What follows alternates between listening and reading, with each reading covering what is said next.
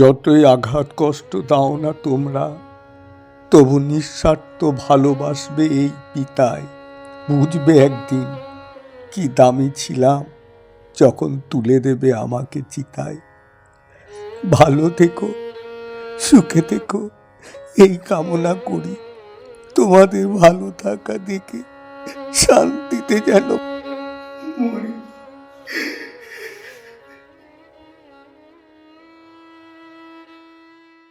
বাবা, বাবা আমাদের ভুলে গেছে বাবা, ক্ষমা করে দিন।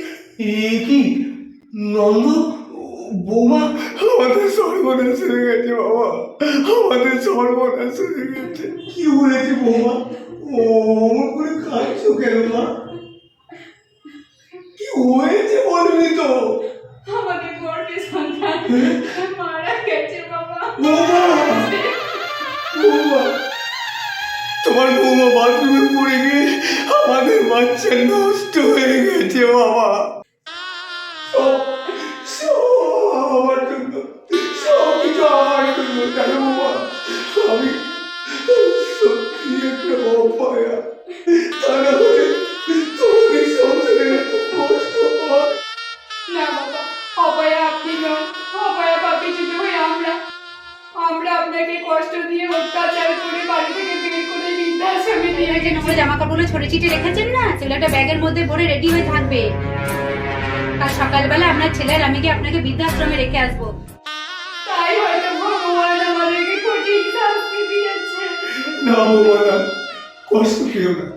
তুমি কিছু মনে না করলে আমাদের যে পিতৃ অভিশাপ লেগেছে বাবা, তাই তুমি যদি আমাদের ক্ষমা না করো তাহলে যে আমরা শেষ হয়ে যাবো বাবা, আমরা শেষ হয়ে যাবো। ওরে, সন্তানরা যদি বাবা মাকে অন্যায় অত্যাচার করে তাহলে বাবা মারা তাকে অভিশাপ দেয় না। কিন্তু বাবা, মিথ্যা প্রতিশ্রুতি এর মতো তো আর পাপ কিছু হয় না বাবা। নন্দ আমাকে সব বলেছে।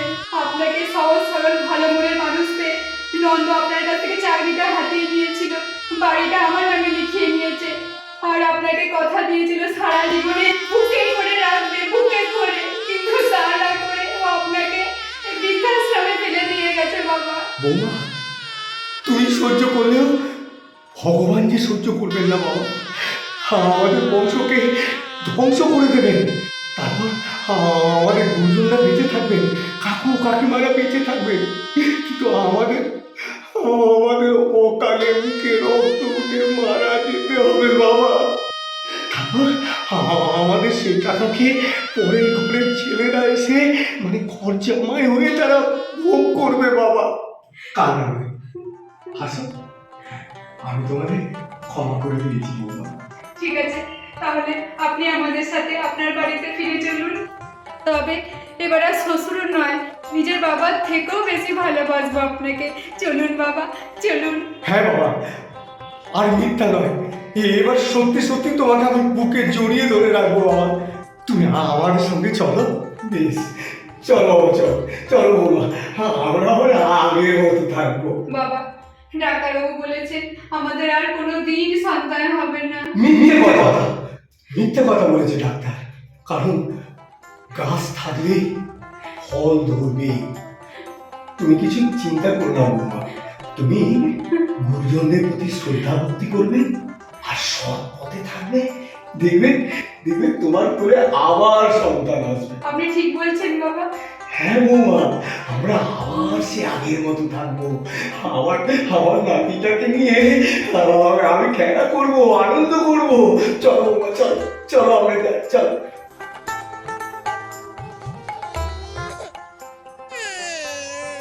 বাবা, বাবা, আপনার নাতি আমাদের কারো কাছে থাকছে না, খুব কান্নাকাটি করছে। আপনি এসে সামলান। খুব দুঃখ হয়েছে তো ছেলেটা। দাঁড়া বৌমা, যাচ্ছি যাচ্ছি বৌমা।